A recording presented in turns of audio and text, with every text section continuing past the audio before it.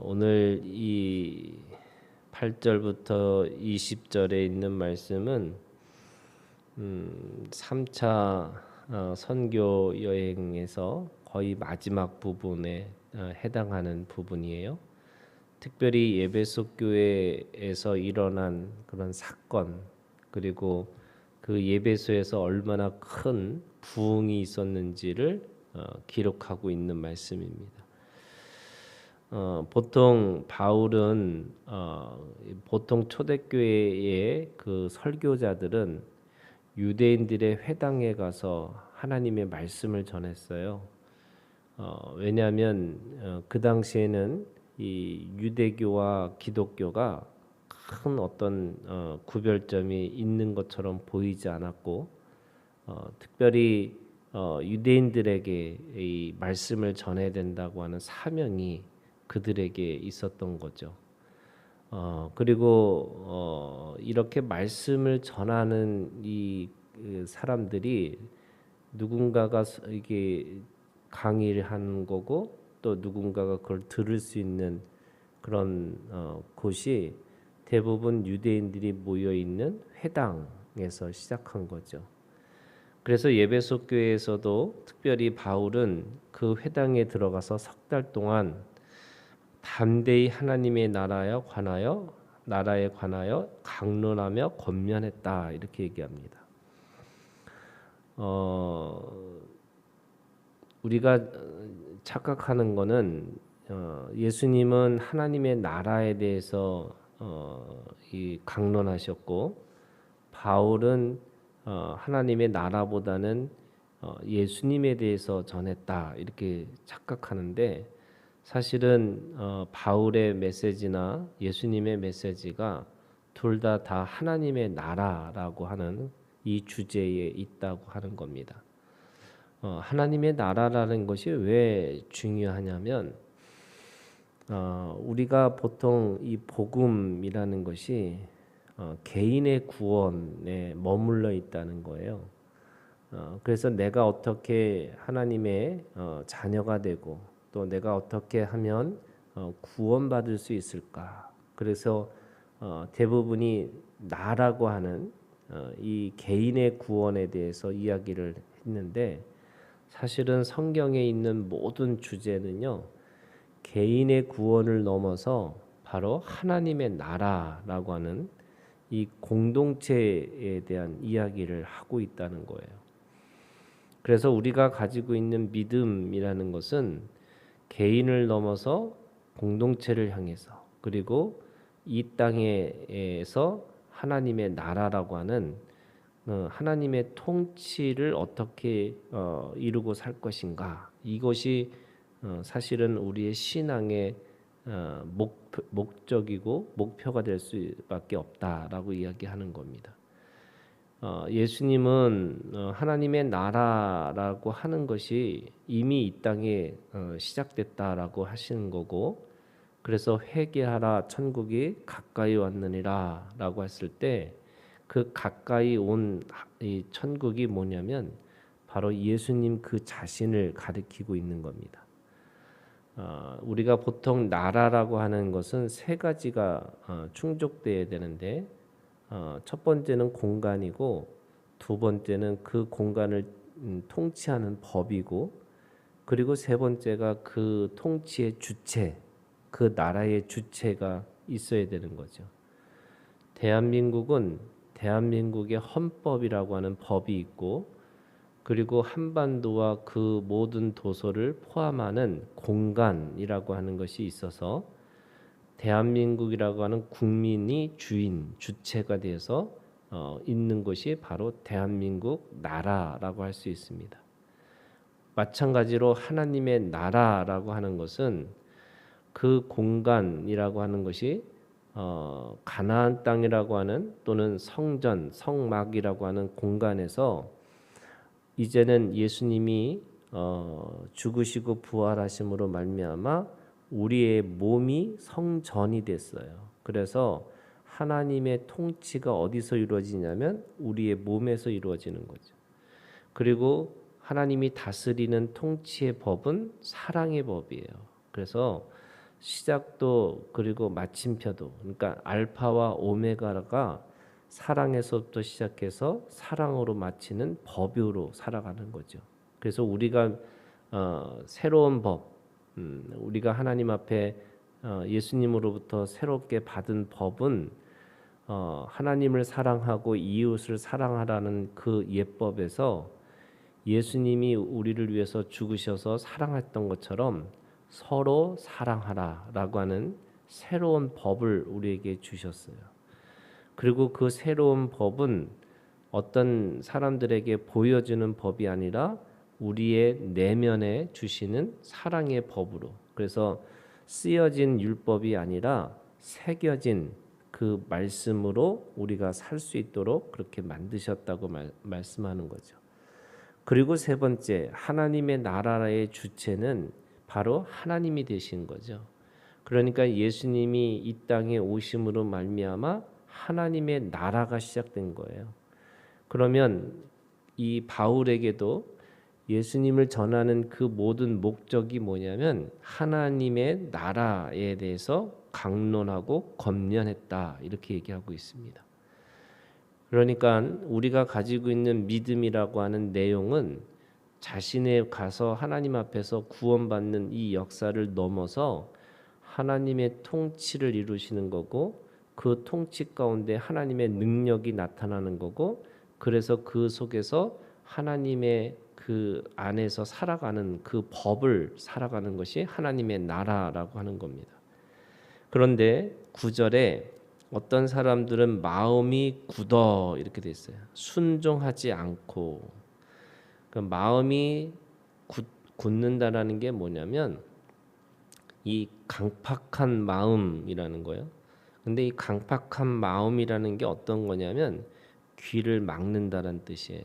그러니까 이 마음이 굳는다는 게 이 하나님의 말씀을 듣지 않는 거죠. 거부하는 거예요.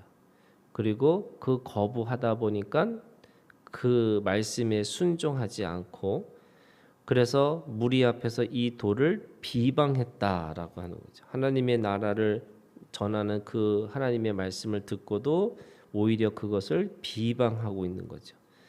그랬더니 바울이 그들을 떠나 제자들을 따로 세우고, 그러니까 그들과 구별시켜서 아예 제자들의 모임을 따로 만들었다는 겁니다. 그 전에는 회당에서 오는 모든 사람들 누구나 하나님의 나라를 그 강론을 듣고 그 말씀을 통해서 권면했다고 한다면, 그 사람들의 아예 듣고 싶지 않는 사람들에게는 아예 말씀을 전하지 않고 그 듣고 싶어하는 제자들을 따로 세워서 그들을 통해서 두란노 서원에서 날마다 강론하니라, 이렇게 얘기합니다.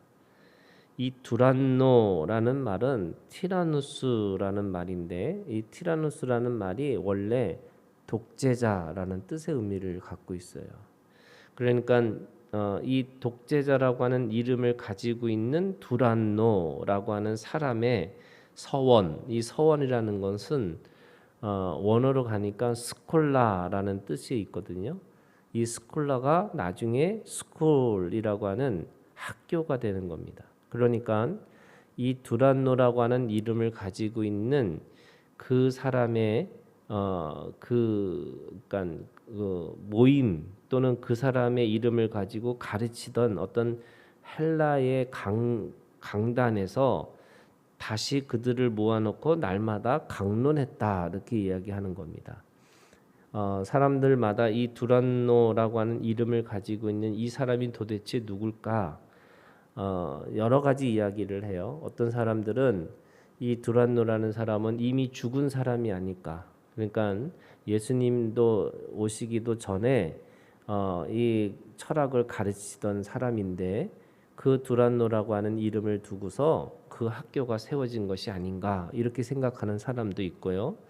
또 어떤 사람들은 그 당시에 이 두란노라고 하는 사람은 이 모임을, 이 강당을 만들어서 가르쳤는데 이곳에서 바울이 두란노는 두란노대로 가르치는 거고 바울은 그것을 빌려 가지고 이곳을 쓰지 않았을까? 뭐 이렇게 여러 가지 이야기를 합니다. 그러나 이 두란노 서원에서 날마다 강론하니라 이렇게 얘기합니다. 그러니까 이 두란노 서원이 가지고 있는 의미는 여러 가지가 있어요. 이게 최초의 어떻게 보면 신학교라고 할 수 있습니다. 그러니까 그 전에는 회당에서 모여가지고 누구나 하나님의 말씀을 들었다면 이 두란노 서원에서는 아예 제자들만 따로 세우고 말씀이 그런 거예요. 날마다 강론했다. 그러니까 그 전에는 뭐 안식일을 맞이해서 안식일을 동안 가르치거나 아니면 특별한 모임이 있을 때마다 가르쳤다면 이 두란노 서원에서는 날마다 강론을 한 거죠. 그리고 어떤 사람인데 누구든지 받은 게 아니라 제자들, 특별히 하나님의 나라에 관심 있는 그 사람들, 또 예수를 믿는 사람들, 그런 사람들을 모아서 바로 하나님의 말씀을 전했다라고 합니다. 10절에 있는 말씀에 보면 2해 동안 이렇게 돼 있어요. 그러니까 아마도 이 코스가 한 2년 동안 그 코스로 진행되지 않았을까 이렇게 이야기하는 겁니다. 그래서 이같이 하니 아시아에 사는 자는 유대인이나 헬라인이나 다 주의 말씀을 듣더라. 어떻게 이 두란노 서원에서 2년 동안 가르쳤는데 그 유대인이나 헬라인이나 아시아에 있는 사람들이 다 들을 수 있었을까? 그것은 아마도 이 제자들이 이 말씀을 듣고 곳곳에 가서 바로 교회를 새롭게 그런 개척하는 일들이 벌어지기 시작한 거죠. 그게 뭐 빌레몬서나 골로새서에 보면은 바울이 가서 직접 교회를 세우지 않았음에도 불구하고 그 교회를 세운 일들이 그렇게 있습니다. 그러니까 아마도 그런 일들을 이 사람들이 배우고 나서 그들이 나가서 그런 교회들을 세워진 것이 아닌가. 근데 주의 말씀을 듣는 이 역사가 단순하게 그것으로 끝나는 게 아니라 그 초대교회에서는 이 사도들을 통해서 표적과 기사가 일어나는 거죠. 그게 주 예수 그리스도의 이름으로 또는 하나님의 말씀의 능력으로 그렇게 드러나는 것을 또 기록하고 있습니다. 11절에 하나님이 바울의 손으로 놀라운 능력을 행하게 하시니, 그러니까 단순하게 말씀만 가르치는 것이 아니라 그 말씀의 능력이 어떤 것인지를 사람들에게 보여준 겁니다. 그게 12절에 이렇게 해요. 심지어 사람들이 바울의 몸에서 손수건이나 앞치마를 가져다가 병든 사람에게 얹으면 그 병이 떠나고 악귀도 나가더라 이렇게 얘기합니다. 바울의 몸에서 손수건이나 앞치마를 가져다가 이게 그들이 뭔가를 아무거나 일상에 있는 물건들을 가지고도 그 역사, 표적과 기사가 일어났다라고 이야기를 하는 거죠. 그래서 그 병이 떠나고 악귀도 나가더라 이렇게 얘기합니다. 그러니까 이게 이런 일들이 벌어지니까 13절에 이에 돌아다니며 마술하는 어떤 유대인들이 시험 삼아 악기 들린 자들에게 주 예수의 이름을 불러 말하되 내가 바울이 전파하는 예수를 의지하여 너에게 명하노라 하고 그 마술을 일삼는 사람들도 이 바울의 이 일들을 흉내내기 시작했다는 거예요. 근데 이 에베소는 원래 이 우상의 도시입니다. 그러니까 이 우상들을 섬기는 사람들도 많고 또 그 우상의 그런 어떤 역할을 하는 그 마술을 부린다고 하는 사람들도 굉장히 많았던 곳이에요. 그게 19절에 있는 말씀에 보면 예수님을 믿고 예수님의 하나님의 나라를 살고자 하는 사람들이 생기니까 19절에 이렇게 됩니다. 또 마술을 행하던 많은 사람이 그 책을 모아 가지고 와서 모든 사람 앞에 불사르니 그 책값을 계산한즉 은 5만이나 되더라 이렇게 얘기합니다. 그러니까 그 에베소에는 이 우상을 숭배하는 사람들, 또 마술을 하는 사람들, 그런 사람들을 위한 책들이 많이 있었던 것 같아요. 그러니까 그런 마술을 부르는 방법 또는 그 마술을 할 수 있는 능력 뭐 이런 거를 배우는 책들을 그렇게 사람들이 많이 가지고 있었는데 예수를 믿기 시작하니까 사람들이 그거를 다 쓸모없는 것으로 여겨진 거죠. 그러다 보니까 그거를 다 같이 모아놓고서 그걸 불살랐는데 그게 은 5만이나 됐다 이렇게 얘기합니다. 이 은 하나가 보통 이 일당 모든 일하는 사람들이 하루치 일하는 일값이라고 하는데 그러면 이게 어마어마한 큰 돈이 되는 거잖아요. 그러니까 그 정도로 이 예배소 안에서 영적인 부흥 운동이 시작된 겁니다. 그러니까 오죽하면은 지나가는 사람들이 저것도 내가 한번 해보면 되지 않을까 하고 그렇게 이야기했더니 14절에 유대인의 한 제사장 스게와의 7 아들도 이 일을 행하였더니 악기가 대답하여 이르되 내가 예수도 알고 바울도 알거니와 너희는 누구냐 하며 악기 들린 사람이 그들에게 뛰어올라 눌러 이기니 그들이 상하여 벗은 몸으로 그 집에서 도망하는지라. 그러니까 이 엄청난 이 사건 속에서 해프닝 같은 이야기가 있는 거죠. 거기다가 이름도 있고 그 아들이라고 하는 것도 있고 그러니까 아마도 아주 구체적으로 실제적인 그런 사건들이 있었던 것 같아요. 그러니까 예수님의 이름을 함부로 부르고 귀신을 쫓으니까 이게 귀신이 나가면서 그들을 오히려 공격하는 이 일들이 일어난 겁니다. 원래 이 귀신 쫓는 일이라는 게 사실은 능력의 문제가 아니라 진리의 문제거든요. 그러니까 진리를 가지고 있느냐 하는 거지 능력이 있느냐 이게 아닙니다. 그러니까 예수 그리스도를라고 하는 진리를 가지고 있으면 사실은 깨끗해진 몸에 누구도 들어오지 못하는 건데 이 귀신을 내쫓는 순간에 깨끗해지면 진리가 없으면 더 많은 귀신이 와서 그곳에서 눌러 앉겠다 이거잖아요. 그러니까 이들은 예수를 믿지도 않으면서 뭔가 이 마술과 같은 것처럼 또는 주문을 외우는 것처럼 예수의 이름으로라고 하는 것이 그들에게는 그냥 한낱 그냥 주문처럼 그렇게 선포했던 거죠. 그런데 예수님은 우리에게 이게 인격적인 관계라는 거예요. 그래서 귀신을 쫓고 이 표적과 기사를 나타내는 것도 그게 사랑의 능력이고 그게 인격의 능력이고 그게 하나님과의 관계에서 나타나는 것이지 그것이 무슨 전기처럼 또는 어떤 기처럼 어떤 무엇인가를 드러내는 것이 아니다라는 것을 오늘 이 말씀을 통해서 가르치고 있는 겁니다. 결론적으로 얘기하면 이 에베소 교회에서 그렇게 2년 동안 말씀을 가르치고 또 표적과 기사들을 일으키니까 그 안에서 이 에베소 안에서 20절에 이렇게 결론같이 얘기합니다. 이와 같이 주의 말씀이 힘이 있어 흥왕하여 세력을 얻으니라 이렇게 얘기합니다. 말씀의 힘 그러니까 그 말씀의 능력들이 있다 보니까 흥왕했다. 이 흥왕이라는 건 생명력 있고 운동력이 있다는 거예요. 그러니까 하나님의 말씀을 들은 사람들이 살아나는 거죠. 하나님의 말씀을 들은 사람들이 변화하는 겁니다. 그러니까 원래 이 기독교의 본질은 사람의 변화를 일으키는 게 이 말씀의 힘인 거예요.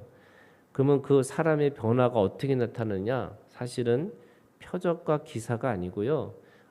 이게 변화가 인격의 변화고 마지막에는 말의 변화입니다. 말이 바뀌는 거예요. 그래서 하나님의 말씀을 들은 자가 그 말씀을 책임질할 때마다 말이 변하고 그 인생이 변하고 그래서 그를 통해서 미워하고 질투하고 시기하고 원망하고 불평했던 사람들이 하나님 안에서 기뻐하고 감사하고 찬양하는 자들이 됐다는 거예요. 이게 변화예요. 역사예요. 기적이에요.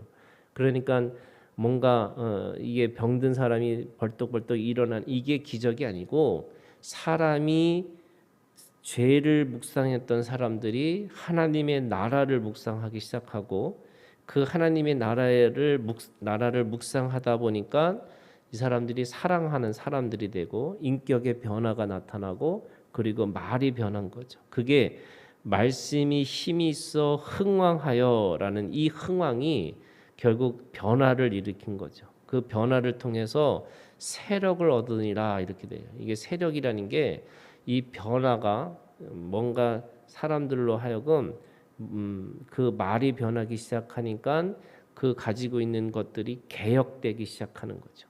그 개혁의 역사가 이 마술 책들을 모아가지고 5만 원이라고 하는 이 어마어마한 이 대가 지불이죠. 그러니까 그거 다 사는 것도 이 은 5만이나 되는 이 큰 돈을 손해 보면서까지 그걸 불살러서 자신들이 변화되는 것들을 보여준 겁니다. 그러니까 이 에베소 교회가 우상 숭배, 그다음에 그 안에서 음행이 일어나고 또 속이고 서로 죽이고 뭐 이런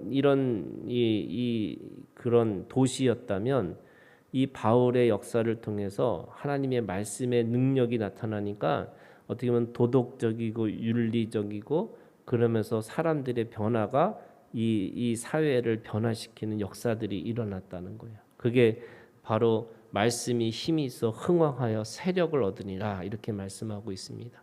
오늘도 우리가 주님의 말씀을 통해서 하나님의 역사를 이루고 살아가는 오늘 우리가 되기를 주님의 이름으로 축원합니다.